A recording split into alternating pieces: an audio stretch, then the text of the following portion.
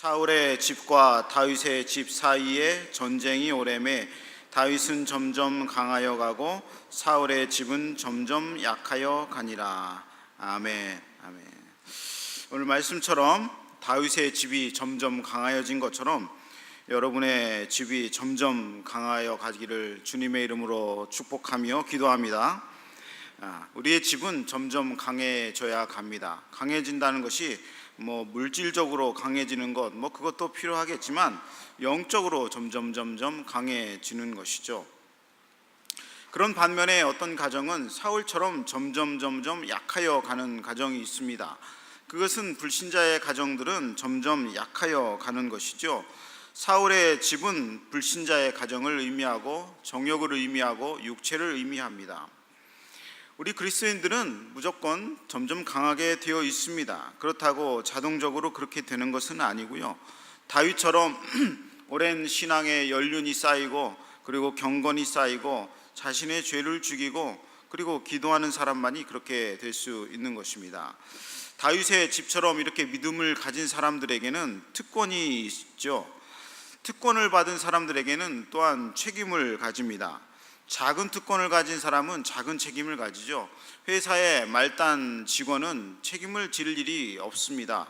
그러나 위로 올라갈수록 그 사람은 별로 하는 것이 없는 것처럼 보일지라도 회사의 중요한 임무에 대해서 책임을 지는 것이죠. 그리고 책임을 지라고 그 자리에 있는 것입니다. 큰 특권을 받은 사람들은 작은 일에도 책임을 부여받습니다. 큰 짐을 지어지고 큰 권세를 주고 큰 권력을 가지고 큰 높은 위치에 있는 사람들은요, 작은 일에도 큰 책임을 부여받죠. 그래서 말단의 작은 일에 있는 사람들은 죄를 지어도 크게 영향을 받지 않지만 그런 사람들은 작은 죄에도 작은 실수에도 회사가 휘청거리거나 교회가 휘청거리거나 가정이 휘청거리는 그런 일이 벌어지는 것입니다. 그러니까 작은 일도 소홀히 할 수 없는 것이죠. 그러니까 우리의 국가적인 일도 정치권에 있는 사람들은 그 한 사인을 한번 잘못해서 나라를 위기로 몰아넣고 그러지 않습니까? 여러분은 그리스도인으로서 작은 특권을 받은 사람입니까? 아니면 큰 특권을 가진 사람입니까? 네? 스스로 생각해 보세요. 나는 세상에서는 큰 대단한 인물이 아닐 수도 있어요. 예전에는 그랬는데 지금이 아닐 수도 있어요. 그러나 우리는 영적인 것을 얘기하는 것입니다. 우리는 영적인 면에서는 엄청난 특권을 받은 사람인 줄로 믿습니다. 아무리 세상에서 크고 높고 지위가 높은 사람도 하나님의 특권을 받은 사람은 아닙니다. 그러나 우리 그리스도인들은 하나님의 자녀가 되었고 하늘의 권세를 부여받은 사람이고 하늘에 하나님의 임무를 위임받은 하나님의 특권을 받은 사람들이죠. 그것이 목사뿐만이 아니라 모든 작은 성도들에게 이르기까지도 다 동일한 것입니다. 그러니까 우리에게는 모든 큰 책임이 있고 의무가 따르게 되고 그 역할이 따르게 되고 그 역할의 결과에 대해서도 책임을 전하는 일이 있다는 것입니다. 우리는 큰 은혜를 날마다 받고 있습니다. 하나님의 은혜를 받고 있죠. 큰 은혜를 우리에게 한 사람 한 사람에게 주신 이유는 하나님이 그 목적이 있기 때문에 그렇습니다. 큰 지도자라고 그래가지고 더 큰 은혜를 받은 것 그런 것도 아니죠. 그것은 역할에 다른 뿐인 것입니다. 우리는 그리스도인들이기 때문에 하나님으로부터 큰 특권을 받았습니다. 하나님의 자녀가 되었고 하나님의 권세를 받았고 천국 백성이 되었다고 말씀을 드렸습니다. 그것은 베드로전서에 나옵니다. 베드로전서 2장 9절에 오직 너희는 택하신 족속이요 하나님이 택하신 사람이요 왕같은 제사장이요 거룩한 나라요 그의 소유된 백성이니 이는 너희를 어두운 데서 불러내어 그의 기이한 빛에 들어가게 하신 자의 아름다운 덕을 선전하게 하려 하심이라. 그죠? 하나님의 백성에게는 큰 특권을 줬는데 큰 특권을 준 이유는 하나님의 이름을 선전하기 위한 하나님의 책임을 우리에게 허락하신 것입니다. 특권을 받은 자에게는 큰 책임과 의무가 따른다고 미리 얘기를 했습니다. 우리 사람들은 작은 죄에도 큰 책임이 따른다는 것을 기억을 해야 됩니다. 왜냐하면 큰 특권을 우리에게 주셨기 때문에 그렇습니다. 세상의 사람들은 하나님이 특권을 주신 적이 없어요. 그래서 작은 죄를 지어도 그것을 별로 들키지도 않고 죄책감도 없고 그것이 뭐 세상 사는데 큰 영향도 주지는 않습니다.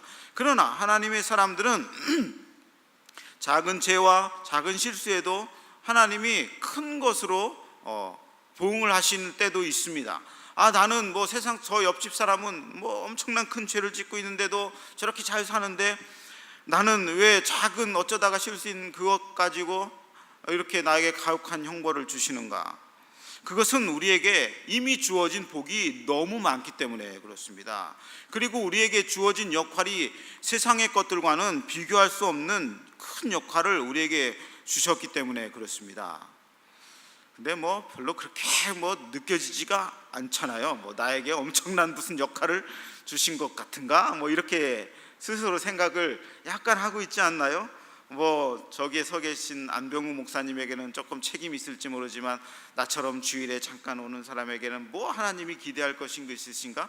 아니에요. 저에게 주신 은혜와 여러분에게 주신 은혜가 한치도 들리지 않습니다. 전혀 다르지 않은 거예요.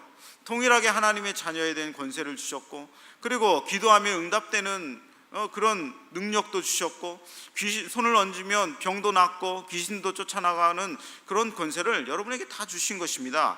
저만 천국 가나요? 아니죠. 하나님을 한번 믿은 사람은 영원히 천국에 갈 수 있는 그런 의를 잃어버리지 않는 것이죠. 그것 말고 뭐 더 큰 특권과 더 큰 뭐 하나님 은혜가 무엇 있습니까? 그렇지 않죠. 세상 사람들과는 엄연히 다른 것입니다. 왜냐하면 하나님은 성도들을 인해서 영광을 받으시기 때문에 그렇습니다. 하나님은 우리의 예배로도 영광을 받으시지만 하나님은 자녀들의 삶으로 더 큰 영광을 받으십니다. 베드로전서 4장 11절에 만일 누가 말하려면 하나님의 말씀을 하는 것 같이 하고, 말할 때에는 하나님처럼 말하는 거죠. 누가 봉사하라면 하나님의 공급하시는 힘으로 하는 것 같이 하라. 봉사할 때는 하나님처럼 하라는 거예요. 하나님의 힘으로, 하나님의 능력으로 하나님처럼 하라는 거래요. 이는 범사에 예수 그리스도로 말미암아 하나님이 영광을 받으시게 하려 함이니, 그 이유는 나를 통해서 하나님이 영광을 받으시려는 목적이 있다는 것입니다. 하나님은 불신자로부터 영광을 받지 않으십니다. 불신자는 하나님에게 영광을 돌릴 수 있는 방법이 결코 없습니다. 단 1%도 불신자들은 그런 것이 없어요. 불신자들이 뭐 기부하고 선을 행한다고 해서 하나님이 영광을 받지 않으십니다. 그건 그 사람들은 하나님이 그 안에 계시지 않기 때문에 그래요. 그러나 성도들은 작은 일에도 하나님이 영광을 받으시는 것입니다. 내가 작은 소자에게 물을 한 잔 주어도 그것은 하나님이 영광을 받으시는 일이 되는 것입니다. 내가 길을 갈 때 휴지를 하나 주어서 길이 깨끗해졌어도 그것은 하나님이 영광을 받으시는 일인 것입니다. 그것은 하나님이 하시는 일이기 때문에 그렇습니다. 하나님이 나를 통해서 일을 하시고 나를 통해서 영광을 받으시는 것입니다. 그러므로 우리에는 이 육신 자체가, 영혼과 육신을 포함한 이 자체가 하나님께 영광을 드리는 도구가 되는 줄로 믿습니다. 그렇다면 우리는 지금 얼마나 하나님께 영광이 되는 삶을 살고 있는지 한번 생각해 볼 때가 된 것 같습니다. 반대로 하나님은 성도들로부터 하나님이 모욕을 받으시기도 하십니다. 하나님은 세상 사람들로부터 모욕받지 않으십니다. 하나님은 그 사람들과는 하등 상관이 없습니다. 택하지 않은 백성들은, 이미 지옥에 가기로 결정된 사람들은 하나님이 그 사람들이 아무리 욕해도 모욕을 받지 않으십니다. 영혼 자체가 틀리고 택한 하나님의 백성이 아니기 때문에 그렇습니다. 그러나 하나님은 성도들의 작은 것으로도 모욕을 받으신다고 생각을 하십니다. 다윗을 보세요. 다윗이 뭐 얼마나 큰 죄를 지었습니까? 얼핏 보면 뭐 큰 죄도 아닙니다. 왕으로서 뭐 그럴 수도 있다고 세상 사람들은 생각할 수 있습니다. 그러나 다윗에게는 하나님이 가혹할이 많은 만큼 그 집안에 큰 진노를 부으셨습니다. 여러분 그것이 이해 가십니까? 저는 사실 그것이 큰 이해가 되지 않습니다. 세상에 수많은 왕들이 있고 수많은 악한 왕들이 다 있음에도 불구하고 그 사람들에게는 뭐 권세도 주시고 뭐 세상에 통치할 수 있는 모든 걸 다 주셨는데, 다윗은 잠깐 뭐 마음에 드는 여자 한 명 취했다고 해서 왕인데도 불구하고 그에게 그렇게 가혹한 형벌을 내리십니까? 왜 그렇습니까? 다윗은 하나님의 자녀이기 때문에 그렇습니다. 작은 일로부터도 하나님은 모욕받으신다고 생각을 하시는 것입니다. 왜냐하면 하나님이 자녀들을 사하시고 사유하시고 용서하시고 감사 안 하시고 사랑을 주신 그 사람이 하나님께 배반하는 일을 하는 그 짓에 대해서는 하나님이 분노하시는 것입니다. 한번 생각해 보세요. 우리가 아는 사람 중에 누가 있습니까? 옆집 사람 이런 생각하지 마시고 성경에서 아간이라는 사람 생각해 보세요. 여리고성을 치는데 여리고성을 무너뜨렸습니다. 근데 하나님이 아무것도 갖고 오지 말라 그랬어요. 그런데 이 아간은 아주 작은 자예요. 작은 집안의 작은 사람입니다. 보이지도 않아요. 이름이 누군지도 개똥인지 소똥인지 이름이 기록되지도 않아요. 그런데 그 아간이라는 사람이 돈 몇 푼과 외투를 훔쳐 갖고 나왔습니다. 그런데 하나님은 그 결과로 인해서 이스라엘 온 백성에게 진노를 주십니다. 여러분, 그것이 이해 가십니까? 성경을 읽으면 언뜻 이해가 가지 않습니다. 전쟁에 그 여리고성 풍부한 엄청난 성에서 그 추운 사람이 옷 한 벌 갖고 오고 돈 좀 갖고 나왔다고 해서 하나님이 그렇게 진노를 하시는가? 여호수아 7장 1절에 하나님이 아주 혹독하게 얘기하시죠. 이스라엘 자손들이 바친 물건을 인하여 범죄하였으니, 이스라엘 자손들이 전체가 범죄했다고 얘기를 하는 거예요. 이는 유다 지파 세라의 증손 삽디의 손자의 갈미의 아들 아간, 이 아간이 누군지를 설명하기 위해서 할아버지까지 가는 거예요. 안병국 목사를 설명하기 위해서 우리 할아버지를 들먹일 필요는 없어요. 우리 교회 안에서는 제가 알기 때문에. 그런데 저 사람이 누군지를 모르기 위해서 부모가 누군지, 할아버지가 누군지, 손주가 누군지까지 다 설명해서야 그 사람이 설명이 되는 것입니다. 그런데 그 사람이 아간이 바친 물건을 취하였음이라 여호와께서 이스라엘 자손들에게 진노하시니라. 신약에 보면 아나니아와 삽비라라는 부부가 있습니다. 이것도 이해가 가지는 않습니다. 아나니아 삽비라가 하나님께 드리려고 헌금을 준비합니다. 자신의 땅을 다 팔아요. 소유를 다 팝니다. 다 팔아서 주문을 준비했는데 생각해 보니까 너무 다 팔아서 자기가 먹고 살 게 없어요. 여러분, 하나님께 드리려고 모든 재산을 파신 적이 있으시잖아요. 없으세요? 있으시잖아요. 그런데 그거를 그냥 농담으로 하는 겁니다. 드리려고 했는데 먹을 게 없어요. 그래서 그 일부를 떼놨어. 아주 합리적인 일 아니에요? 아주 합리적인 일이죠. 저는 이해가 안 가요. 왜 그런 일이 그 부부를 죽이게 하는 일인지. 하나님 앞에 갖고 나왔는데 하나님이 진노하십니다. 왜 그렇습니까? 그것은 모양을 보면 안 돼요. 그 모습을 보면 안 돼요. 자신들은 하나님께 드리기로 소원을 하고 그리고 하나님께 드리려고 했다가 자신을 빼돌렸어요. 그것은 무슨 얘기냐면 하나님이 모욕을 받으신다는 거예요. 하나님을 속이는 일이라는 것입니다. 왜 하나님을 속이냐는 거예요. 이 작은 일처럼 보이는 일들이, 별거 아닌 것처럼 보이는 일들이 하나님께는 큰 분노의 거리가 되는 것입니다. 스스로는 괜찮았다고 생각할 수 있어요. 그러나 하나님을 속이는 일은, 하나님을 모욕 주는 일은 하나님 앞에서는 허락되지 않는 것입니다. 사람들은 의로운 척하고 스스로 정의로운 말을 하는 것처럼 보여도 많은 삶에서 하나님을 속이고 있습니다. 하나님을 속이고 하나님께 진실하지 못하는 사람들이 얼마나 많이 있습니까? 아니, 모든 그리스도인들이 다 그런 것 같습니다. 그러니까 우리는 늘 우리 마음에 경각심을 갖고 조심을 하여야 되는 것입니다. 왜냐하면 아까 말한 것처럼 어마어마한 특권과 축복을 이미 하나님으로부터 받은 사람들이기 때문에 그렇습니다. 하나님은 많은 은혜를 준 사람에게 많은 열매를 바라십니다. 많은 은혜를 준 사람에게 하나님을 경외하는 것을 많이 바라십니다. 우리는 더 큰 주의 종들이 나락으로 떨어지는 장면들을 수없이 봅니다. 물론 인간이 그럴 수도 있다고 생각하지만 하나님 편에서 볼 때는 더 큰 은혜를 준 사람들이 하나님을 모욕하는 것을 참지 못하시는 경우가 많이 있으십니다. 그리고 그것을 막으시는 경우도 많이 있는 것이죠. 큰 은혜를 준 사람들에게 하나님은 더 큰 영광을 받으시길 원하십니다. 그래서 우리는 축복을 받는 것에 대해서 마냥 즐거워할 수는 없는 것이죠. 하나님의 자녀가 된 이후로 나에게 왜 이렇게 과분한 축복을 주시나, 그런 생각하신 적 없으세요?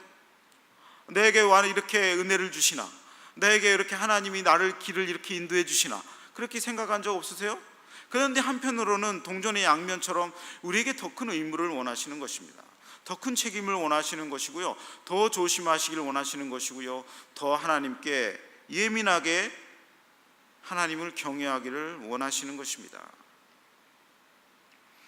저는 이게 한국 역사를 보며, 교회 역사를 보며 이렇게 책을 읽다가 아주 놀라운 장면을 제가 한 번을 발견을 했어요.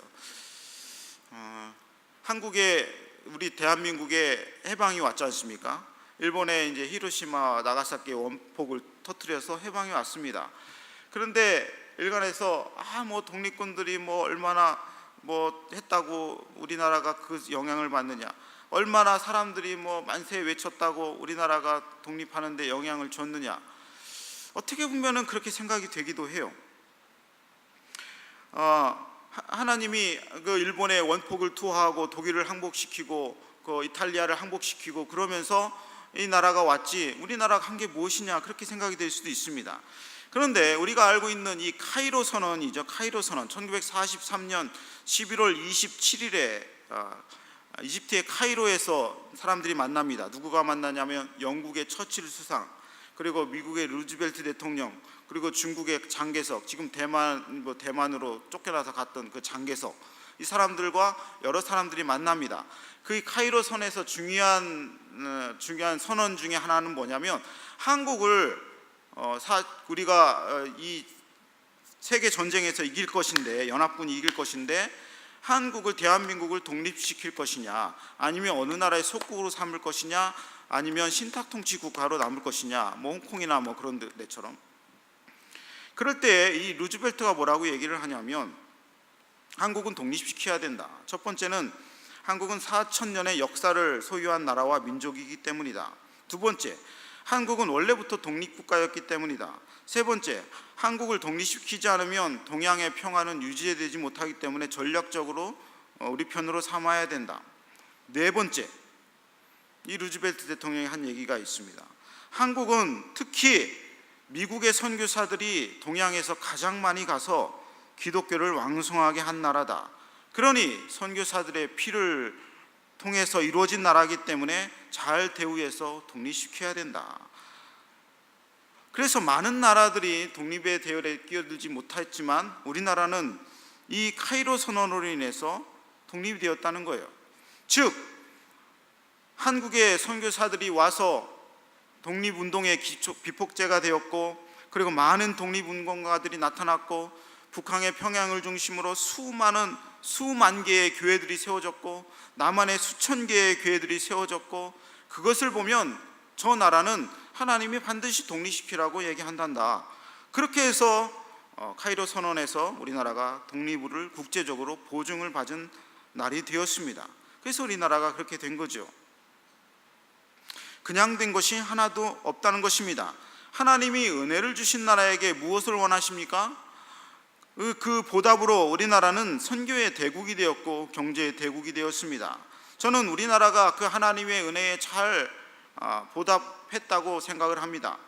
많이 했다고 생각을 해요. 하나님이 복 주실 이유가 충분하다고 생각이 됩니다. 하나님은 그 결과에 하나님 흐뭇하실 것입니다. 왜냐하면 우리는 선교의 나라가 되었고 하나님의 이름을 높이는 나라가 되었기 때문에 그렇습니다. 하나님은 스스로 영광을 받으시기 위해 그 사람을 택하시고 복을 주시고 거기에서 열매를 찾으시고, 그리고 그 나라가 더욱더 왕성하길 원하시고, 그래서 결국은 스스로 영광을 받으시기를 원하시는 것입니다. 우리는 죄 많은 국가였습니다. 우상도 숭배하고 악한 나라였고 무능한 나라였습니다. 그럼에도 불구하고 받아주신 이유는 우리나라에게 큰 열매를 받기 원하시기 때문에 그렇습니다. 시편 130편 4절에 사유하심이 주께 있은즉 주를 경외케 하심이니이다. 아까 교동문 할 때도 나왔던 말씀이네요. 사유하심이, 죄를 용서하고 우리를 품으시는 이유는 주를 경외케 하시는 이유다. 여러분을 하나님이 사랑하시는 것을 늘 기억하시고 하나님을 날마다 경외하시기를 주님의 이름으로 축원합니다. 큰 특권을 받은 사람이요, 늘 조심하고 하나님을 경외하고 의무를 다하는 것이 중요한 것입니다. 그러기 위해서 하나님은 은혜를 주시죠. 누가복음 13장 7절과 9절에 이런 내용이 나와 있습니다. 포도원에 심긴 무화과 나무에 대한 이야기죠. 과원지기에게 이르되 내가 3-4년을 와서 이 무화과 나무에 실과를 구하되 얻지 못하니 찍어버리라. 어찌 땅만 버리느냐. 하나님이 찍어버리고 없애라고 얘기합니다. 그러자 과원지기 예수님이 얘기하시죠. 금년에도 그대로 두소서. 내가 두릅하고 거름을 줄이니 이후에 만일 실과가 열면이거니와 그렇지 않으면 찍어버리소서 하였다 하시니라. 하나님이 은혜를 주고 열매를 바라시는 것입니다. 많은 은혜를 준 사람에게 더 큰 빛을 요구하시고 그럼에도 불구하고 그것을 다하지 않는 사람에게는 찍어버리는 징계가 오게 되는 것입니다. 더 큰 특권을 즐기려면 더 큰 경건한 자가 되어야 됩니다. 더 큰 축복을 받으려면 축복을 받은 것에 대해서 하나님께 반드시 돌려드려야 되고 그것을 책임 있게 써야 됩니다. 옛 언약 구약을 어긴 것으로도 지진, 기근, 환난, 전쟁이 많이 왔습니다. 그런데 예수님을 말씀으로 직접 보고 있는 새 언약의 신약의 사람들은 어떨 것입니까? 구약에 비해서 신약의 사람들, 다윗에 비해서 신약의 사람들은 더 놀라운 특권을 받은 사람들이죠. 그러니까 우리는 다윗보다 더 큰 복을 받은 사람들입니다. 더 큰 은혜를 받은 사람들이죠. 우리가 농담으로 얘기하잖아요. 옛날 조선시대의 왕보다 우리가 더 풍족한 생활을 하고 있다. 왕은 뭐 외국에 나가보기를 했나, 운동을 해보기를 했나, 뭐 그러잖아요. 뭐 비타민을 먹어보기를 했나, 뭐 예쁜 옷을 입어보기를 했나. 왕보다 더 우리가 복받은 사람이라고 그러잖아요. 다윗보다 우리가 신약세 사람들이 더 복을 받은 사람입니다. 다윗은 그림자를 봤죠. 히브리서 9장 24절에 그리스도께서는 참 것의 그림자인 손으로 만든 성소에 들어가지 아니하시고 오직 참 하늘에 들어가사 우리를 위하여 하나님 앞에 나타나시고, 그림자, 구약시대 사람들은 그림자를 봤지만 우리는 하나님 앞에 나타나신 그리스도를 본 것이죠. 더 많은 축복과 특권을 신약시대인 우리 사람들이 받고 있는 것입니다. 그러니 우리에게 더 큰 하나님이 기대감이 있으신 것입니다. 구약시대 사람들은 이방인에 대해서 뭐 별 큰 관심이 없었어요. 그러나 우리는 전 세계에 선교를 하고 있지 않습니까? 그것은 하나님의 명령에 따라서 특권을 받은 사람들이 할 의무를 하고 있는 것입니다. 만약 우리만 잘 살고 우리만 잘 먹고 우리가 잘 먹고 누리고 우리가 하고 싶은 건 하면요, 그것은 구약시대 사람들처럼만 해도 우리는 복받는다? 절대로 그런 것이 아니에요. 우리는 더 큰 일을 해야 되는 사람들인 것입니다. 그런데 이 특권을 받은 사람들이 두 번째 저지르는 실수로는 다시 이상하게 강팍해지는 실수를 한다는 것입니다. 다시 말해 쉽게 말하면 더 고집스러워지는 거예요. 많은 은혜를 받은 사람들이 처음에는 하나님의 은혜를 알고 감격스러워하다가 하나님이 많은 축복을 부어주시면 그 후에 사람들이 이상하게 강팍해지는 것입니다. 그리고 이상하게 고집스러워져요. 사울이 있습니다. 사울 왕, 처음에는 하나님 말씀대로 나라를 다스리는 것 같더니 어느 순간 나라가 강해지고 부강해지고 결국 왕위에 올라가자 자신의 고집을 부리기 시작을 합니다.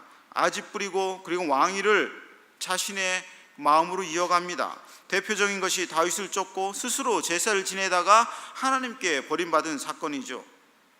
하나님께 결국으로 버림받았습니다. 특권을 받은 자들도 하나님께서 인생에서 버림을 받을 수 있습니다. 천국에는 갈 수 있지만 인생에서 더 이상 쓸모없는 사람이 되기도 하는 것이죠. 어떤 사람들은 자신의 고집대로 가는 인생이 형통한 경우가 있습니다. 하나님이 우리 충청도 말로 냅둬요, 그냥 가게. 하나님이 그냥 냅두라는 거죠. 저희 어머니가 그런 거 있어요. 열심히 뛰다가 막 열심히 뛰고 뭐 자전거 타고 막 이렇게 막 난리를 치는 거 보면은 우리 할머니는 막 저를 말려. 쟤는 왜 그러냐? 쟤는 왜 이렇게 저러다가 다치면 어떻게 하냐? 막 그러면 우리 어머니는 냅둬요, 저러다 맞박 깨지면 돌아오겠지. 그럼 이 맞박, 충청도 말로 맞박이 깨지면 안 탄다는 거죠. 역시나 우리 어머니의 예언대로 맞박이 엄청 깨져가지고 한동안 물에도 안 가고 자전거도 안 타고 막 그러잖아요. 하나님이 왜 냅둬위에요? 하나님이 고집대로 그냥 내버려 두시기 때문에 그렇습니다. 시편 81편 13절에서 16절, 내 백성이 내 소리를 듣지 아니하며 이스라엘이 나를 원치 아니하였도다. 그러므로 내가 그 마음에 강팍한 대로 내버려 두어 그 임의대로 행케 하였도다. 하나님이 사랑한 사람이, 축복을 많이 준 사람이,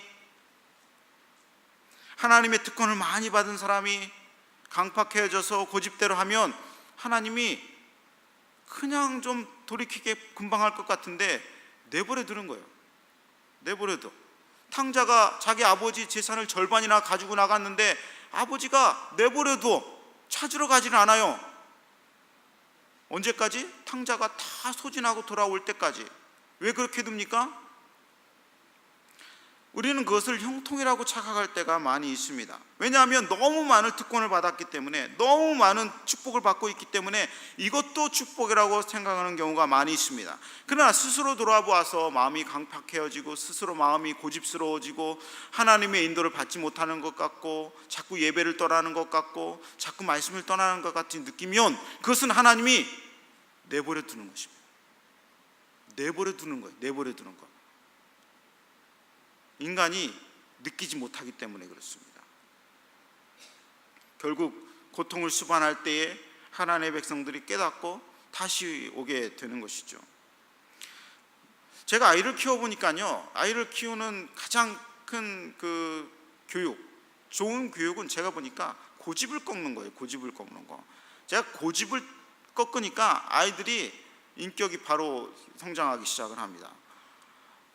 절대로 마트에서 울면 가만두지 않습니다. 그러니까 마트에 가서는 울지를 않아요. 뭐 사달라고 하지도 않아. 왜냐하면 엄청나게 혼나기 때문에. 집에 와서 자기 거 고집하면 절대로 해주지 않습니다. 한 번도 해준 적이 없어요. 고집을 꺾으니까 나중에는 부모님께 순종하게 되고, 그리고 인격이 바로 성장하게 되고, 학교에 가서도 고집 부리지 않습니다. 자녀의 고집을 꺾는 거는 어느 순간 내버려 두다가 결정적인 때에 한번 치는 거죠. 하나님도 저를 그렇게 하셨던 적이 많이 있었던 것 같습니다. 그런데 그렇게 하기 전까지는 깨닫지 못해. 예레미야 5장 25절에 너희 죄가 너희로부터 좋은 것을 막았느니라. 그래서 그 사람들은 더 이상 축복을 받지 못하고 이제는 고난과 고통의 연속이 되기 시작을 합니다. 하나님은 대부분의 의인들에게 고난과 고통을 허락하지 않습니다. 하나님의 대부분의 고난과 고통은 스스로 초래한 것들이 많이 있습니다. 스스로 좋은 것을 막았기 때문이죠. 하나님이 우리에게 좋은 것을 주는 것을 스스로 막는 거예요. 그래서 조만간 은혜를 거두시고 기근을 보내시고 고집대로 내버려 두시고 빈털터리가 되게 하시고, 그리고 참된 목자를 주지 않으시고 예전에 사사기처럼 거짓 선지자들과 그리고 선지서들처럼 거짓 예언자들을 막 보내시는 거예요. 막지 않으시는 거예요. 참된 선지자는 1명 보내시고 거짓 선지자는 850명 보내시고 그런 거죠. 그러므로 믿음이 더해진다는 것은 하나님께 경건한 사람일수록 더 조심하는 것입니다. 왕을 가까이 하는 사람들은 왕을 더욱 조심히 대합니다. 어린아이는 예수님의 무릎 위에 앉아서 얼라리 꼴라리 하지만 제자들은 예수님의 무릎 위에 결코 앉지 않습니다. 예수님의 발끝에 무릎 꿇고 앉는 것이죠. 신앙이 점점 깊어지고 축복을 많이 받고 은혜를 많이 받는 사람들의 특징은 하나님을 더 조심하는 것입니다. 교회를 더 조심하는 것입니다. 하나님의 말씀을 더 조심하시는 것입니다. 어린아이는 예수님의 무릎 위에 앉아서 막 뛰어도 예수님이 좋아하십니다. 손자가 할아버지의 수염을 잡고 해도 할아버지는 좋아하시죠. 그러나 다 큰 45살의 아들이 할아버지의 무릎에 앉아서 뛰면은 등짝이 한 대 맞죠. 우리는 그것을 깨닫지 못하고 하나님의 많은 특권을 받은 사람들이 고집스러워지고 실수하는 것이 많이 있습니다. 하나님을 경외한다는 것은 하나님을 하나님으로 대접한다는 거예요. 하나님을 자판기로 대하거나 필요할 때 부르는 하수인으로 여긴다면 그는 조만간 사울짝이 날 것입니다. 그래서 은혜 받은 사람들이 더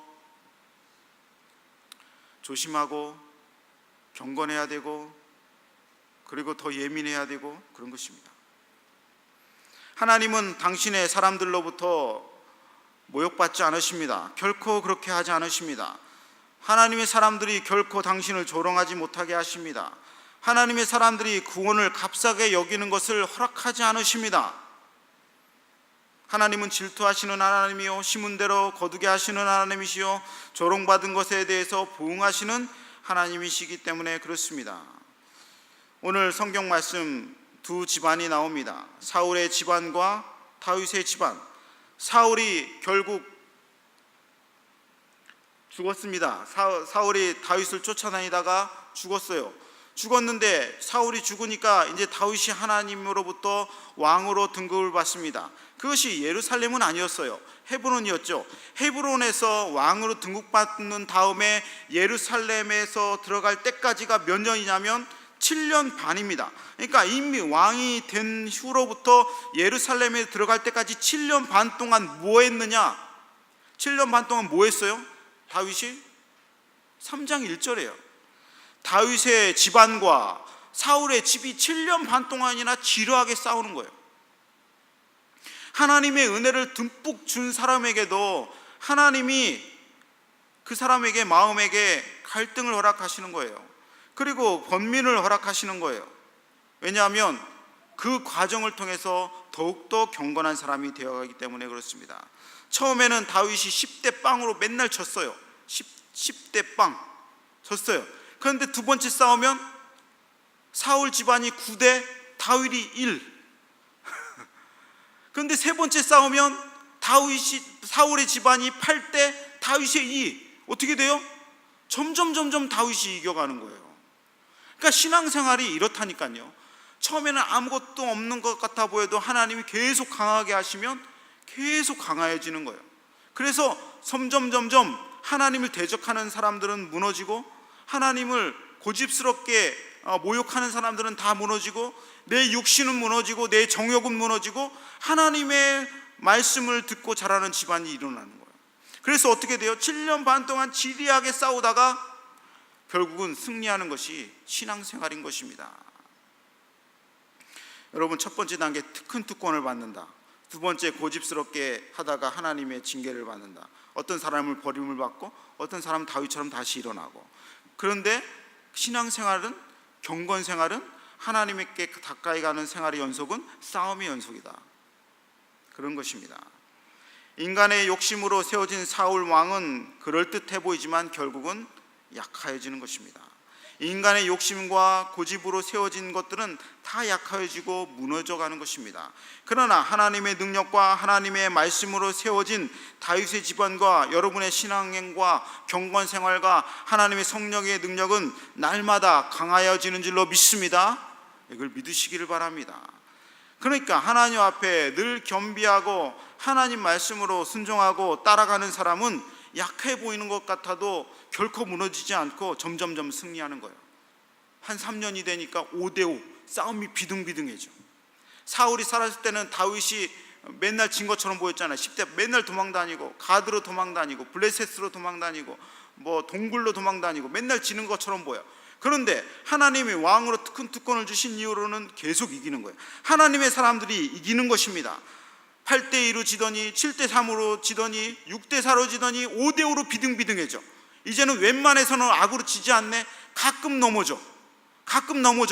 그런데 점점 하나님의 은혜를 받더니 점점 강해져. 그래서 이제는 웬만큼 악에게 지지 않는 것이 바로 그리스도인이 되는 것입니다. 7대3 이제는 다윗이 이기시기라 그래요. 웬만큼 악이 오고 웬만큼 나쁜 것이 오고 사단의 계략이 와도 지지 않는 거예요. 여러분의 신앙생활은 어떻습니까? 사울의 집안처럼 그렇게 신앙생활하고 있습니까? 아니면 다윗의 집안처럼 약해졌지만 믿음은 강해지고 여러분의 집안과 자녀들이 강해지고 있습니까? 다윗 집안 대 사울 집안의 전쟁이 끊임없이 일어나지만 하나님은 반드시 다윗의 집안을 손들어 주십니다. 하나님의 나라는 작게 시작했지만 완성되는 그 나라는, 사탄의 나라는 다 무너질 것입니다. 완벽하게 무너지고 지옥에 다 떨어질 거예요. 지금 사탄의 권세가 막 힘을 가하고 있지만 이 세상은 하나님의 다윗의 집안이 승리해서 하나님 나라가 확장되는 것입니다. 교회가 약해 보이고 교회가 망해가는 것 보이지만 결코 그러지 않습니다. 하나님의 다윗의 집안이 승리하는 거예요. 여러분의 집 안에서 어떤 사람이 승리합니까? 다윗의 집안의 사람이 승리하는 거예요. 기도하는 사람이 승리하는 것이고, 진실한 사람이 승리하시고, 선한 사람이 승리하는 것이고, 날마다 하나님을 찾는 사람이 승리하는 것이고, 또 지는 것 같아 보이는 사람이 승리하는 것입니다. 직장 생활도 동일한 거예요. 은혜를 받은 사람은 축복도 많이 받았죠. 그래서 우리는 조심해야 된다고 말했습니다. 조심하면서 어떻게 해야 됩니까? 다윗 집안처럼 내 영혼의 능력을 키워가야 하는 거예요. 날마다 영적인 싸움을 하고 있는 줄로 압니다. 여러분 안에서 영적인 싸움을 하고 있고, 여러분 바깥에서 다른 사람들과 영적인 싸움을 하고 있어요. 지극히 정상적인 것입니다. 그러나 날마다 승리하시기를 주님의 이름으로 축원합니다. 많은 특권을 받은 사람들이 더 많은 특권을 받으시기 바랍니다. 많은 특권과 많은 축복을 받다가 나락으로 떨어지는 일이 없고, 다윗처럼 더 큰 축복을 받아서 더 높이 올라가는 여러분들의 영혼과 집안이 되시기를 주님의 이름으로 축원합니다. 그것은 어디부터 시작되냐면 아간의 작은 죄, 아나니아와 삽비라가 저질렀던 그 작은 죄부터 시작하는 거예요. 그것들로부터 조심하고 경건하고 그것들을 무시하지 않고, 이것들로부터도 하나님은 영광을 받으시고, 이것에 실패했을 때 하나님을 모욕을 받으신다는 것을 기억하면은 하나님이 더 많은 복을 주시는 거예요. 왜냐하면 더 많은 복을 주셔야 그 사람이 더 많은 일을 하기 때문에, 더 많은 특권을 누려야, 더 많은 지위를 누려야, 더 많은 큰 역할을 하기 때문에 그렇게 되는 것입니다. 오늘 이 말씀처럼 여러분의 집안과 여러분의 영혼과 여러분의 생각과 여러분의 기도와 이 모든 하나님께서 주신 것들이 점점 강하여 가지기를 주님의 이름으로 축원합니다. 아멘. 기도하겠습니다. 기도할 때에 하나님, 내 안에 사울의 집안과 다윗의 집안이 싸우고 있습니다. 선함과 악함이 싸우고 성령과 육체의 소욕이 싸우고 있습니다. 이럴 때마다 내가 이길 수 있는 은혜를 허락하여 주시옵소서. 주님의 이름 한번 크게 부르고 개인적으로 뜨겁게 기도하겠습니다. 주여.